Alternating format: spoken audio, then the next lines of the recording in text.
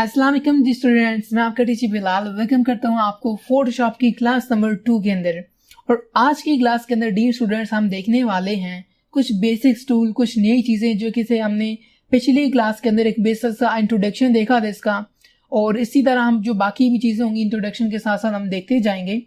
तो आज हम देखने वाले हैं एक और नई चीज़, जैसे कि हमने लास्ट क्लास के अंदर देखा था कि हम फाइल में जाके कोई भी एक नया पेज क्रिएट करते हैं, जैसे कि हमने लास्ट क्लास में किया भी था। वही साइज है हमारे पास 2000 पिक्सल्स, और इस तरह हाइट रेजोल्यूशन मैंने आपको समझा दी थी कि क्या होती है। डिपेंड करता है कि आपने काम ऑनलाइन करना है या फिर ऑफलाइन करना है, तो उस सिचुएशन के हिसाब से यहाँ पे इसकी रेजोल्यूशन हम यहाँ पे सेट करते हैं। ठीक है, इस तरह इसका जो बैकग्राउंड आ जाता है ये भी हमने कल देखा था, वाइट, ब्लैक, ट्रांसपेरेंट, ये हमने सारे देखे थे कल। तो लेट्स सपोज कि अभी फिलहाल हम जो नेक्स्ट काम करने वाले हैं यहाँ पे, मैं इसका जो बैकग्राउंड होगा उसको मैं यहाँ से कर रहा हूँ वाइट। ठीक है, और बाकी सारी सेटिंग हम एज इट इज रखते हैं और यहाँ से कर देते हैं ओके। और इसके बाद यहाँ पे हमने बात की थी कि हम फाइल का नेम देते हैं, जैसे कि मैंने कल इसका नेम रखा था फर्स्ट क्लास। ठीक है, ठीक है, तो यहाँ पे मैं इसको आज यहाँ पे कर देता हूँ क्लास 2। ठीक है, यानी हमारा जो फाइल का नेम होगा वो होगा क्लास 2। ठीक है, और इसके बाद यहाँ पे हमने मोड वगैरह सारा कुछ चेक किया था, RGB और सेटिंग एवरीथिंग ओके है। तो यहाँ से हम कर देते हैं क्रिएट। अब देखिए हमारे पास फाइल क्रिएट हो चुकी है।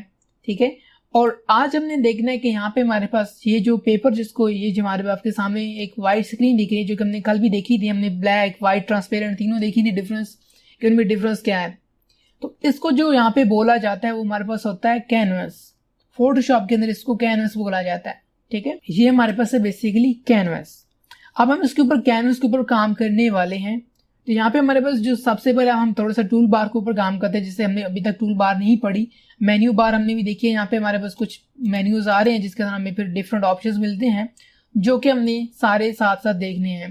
पहले तो हमने पिछली क्लास के अंदर थोड़ा सा इसकी देखी थी सेटिंग, कि अगर हमें ये सेटिंग खराब होती है हमसे तो हम इसकी सेटिंग किस तरह कर सकते हैं, जो कि बिल्कुल बेसिक सी चीज़ है। तो आज हम देखने वाले हैं अपने टूल्स को। तो टूल्स को यूज करने के लिए यहाँ पे हमारे पास जो सबसे पहला टूल आया था मूव टूल।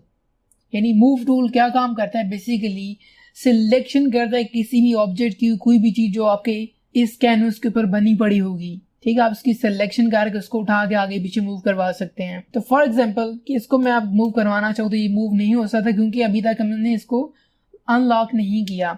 अगर आप गौर करते यहाँ पे हमारे पास एक लेयर का पैनल आ रहा है, उसके साथ एक तो सामने एक छोटा सा लॉक बना हुआ है। याद रहे कि जब भी आपने को काम करना है आपने इसको अनलॉक कर लेना है। एक क्लिक करने पे अनलॉक हो जाता है। और अब मैं अगर इसको उठा के आगे पीछे करूं तो देखिए ये मूवेबल है। आप इसको मूव करवा सकते हैं, कहीं भी हम मूव करना चाहें तो इसको हम मूव करवा सकते हैं। तो अभी फिलहाल हमने इसको तो कोई मूव नहीं करना, तो इसलिए हम इसको एज इट इज छोड़ते हैं।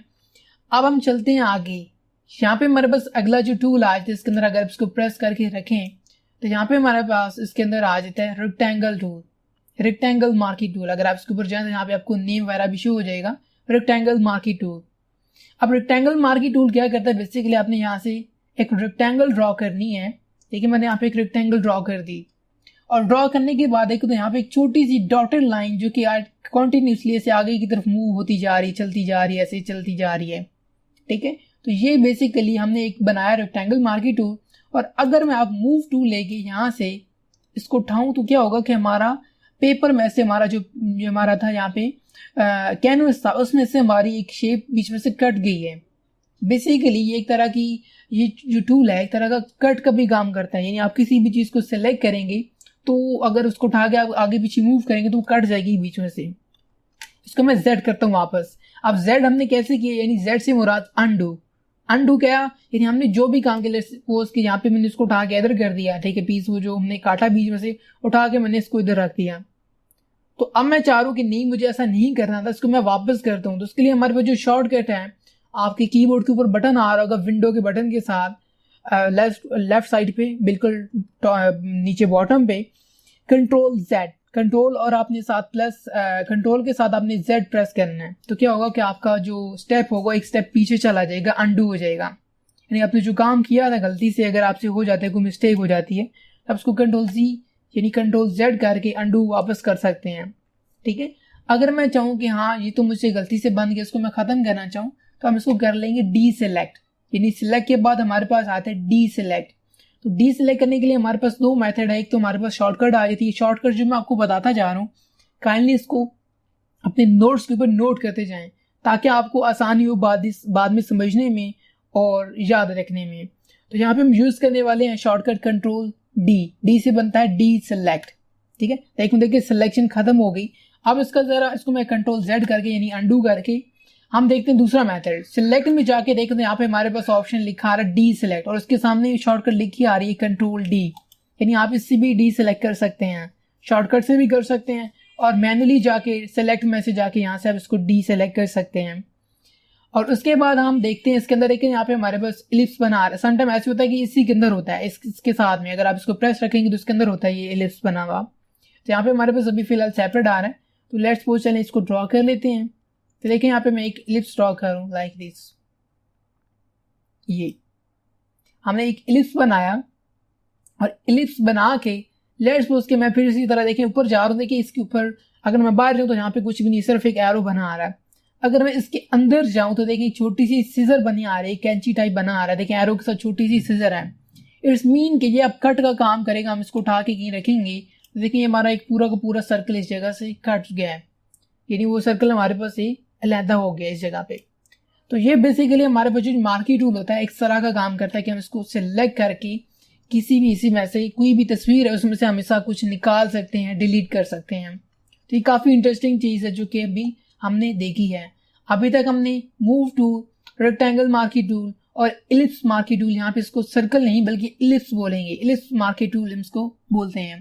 तो ये हमारे पास दो बेसिकली टूल हैं जो कि अभी तक हमने पढ़े हैं। अब हम इसी टूल को लेके लेट्स सपोज के यहाँ पे मैं हमारे पास एक ये पेपर है यानी व्हाइट कलर में जिसको हमने यहाँ पे बोला भी है, हमारे पास यहाँ पे ये कैनवस है। तो कैनवस के ऊपर यहाँ पे मैं लेट्स सपोज के चाह रहा हूँ कि यहाँ पे मैं कुछ इसके अंदर एक नई शेप बनाओ, उसको एक मैं कलर दूं अपना। लेकिन यहाँ पे मैंने एक रेक्टेंगल बनाया और रेक्टेंगल जैसे हमने पढ़ा था देखिए कि ऊपर जाते हैं तो क्या होता है कि यहाँ पे कट आ जाता है, ये कट करने के लिए। बट हम इसके कट के साथ साथ हम इसके अंदर कलर भी कर सकते हैं। मैं चाह रहा हूँ कि जितनी जगह ये सिलेक्शन बनी है पेपर के ऊपर इतनी जगह के अंदर कलर भर जाए, कोई सा भी कलर फिल हो जाए। तो हम कैसे कलर चेंज करेंगे अभी हम साथ में देखने वाले हैं, थोड़ा सा बाद में इसको हम डिटेल में भी देखेंगे।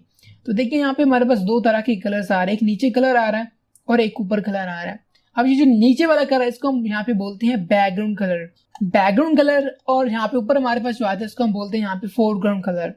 अब दोनों का काम बिल्कुल सेम ही है, ठीक है। हम देखने वाले हैं अभी फिलहाल बैकग्राउंड कलर को। तो आपने करना क्या, यहाँ पे क्लिक करना लाके, और क्लिक करने के बाद यहाँ पे हमारे पास एक पूरा का पूरा कलर पिकर आ जाएगा और यहाँ से हमने क्या करना, अपना मर्जी से कोई सा भी कलर सेलेक्ट कर लेना। जैसे कि लेट्स सपोज के यहाँ पे मैं पिंक कलर कर देता हूँ।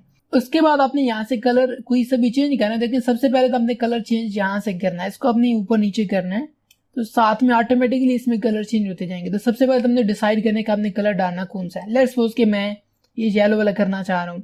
तो अब उसके बाद आपने बताना है इसका शेड कौन सा होना चाहिए। देखिए छोटा सा सर्कल आ रहा है यहाँ पे, आप इसको उठा के जिधर भी करेंगे उसके हिसाब से कलर चेंज होगा। जो आपका फाइनल कलर होगा ना, जो आपने सेलेक्ट कर लिया होगा वो उधर यहाँ पे दिखता रहेगा। तो जैसे जैसे आगे की मूव करता जा रहा हूँ, देखिए यहाँ पे कलर चेंज होता जा रहा है। इसको मैं नीचे करूंगा, देखें डार्क हो गया हो। अब लेट्स सपोज कि ये मेरा फाइनल कलर है। करने के बाद आपने यहाँ से कह देना ओके। अब ओके करने के बाद भी इसमें देखिए कोई कलर अभी तक फिल नहीं हुआ। अब फिल करने के लिए हमने क्या करना है, इसके बाद मजीद हमने जाना है एडिट में, और एडिट में जाके यहाँ से हमारे पास देखिए ऑप्शन आ रहा है फिल।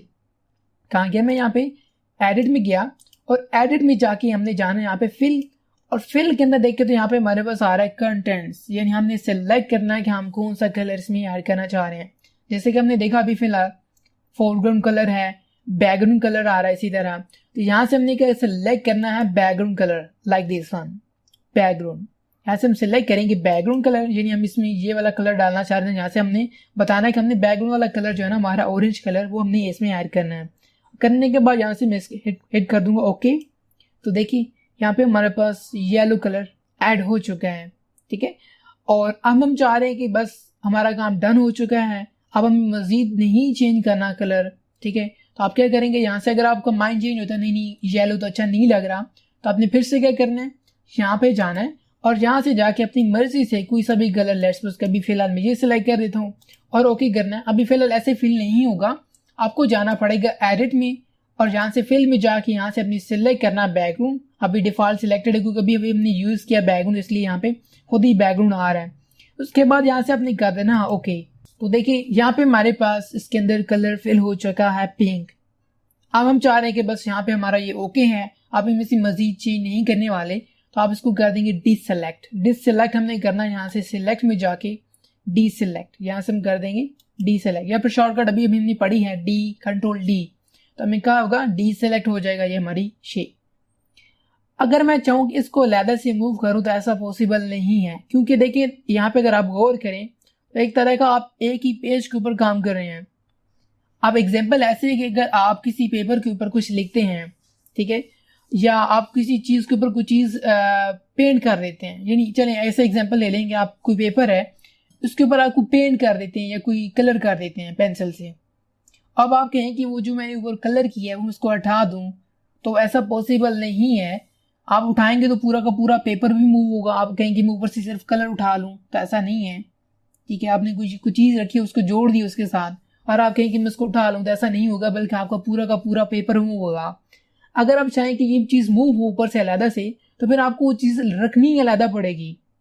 यानी मिसाल ऐसे कि अगर मैं चाहूँ कि ये अलहदा हो, तो फिर इसके लिए मुझे एक चीज़ भी अलहदा बनानी पड़ेगी, इसके लिए पेपर भी अलहदा बनाना पड़ेगा ताकि ये अलहदा मूव हो सके।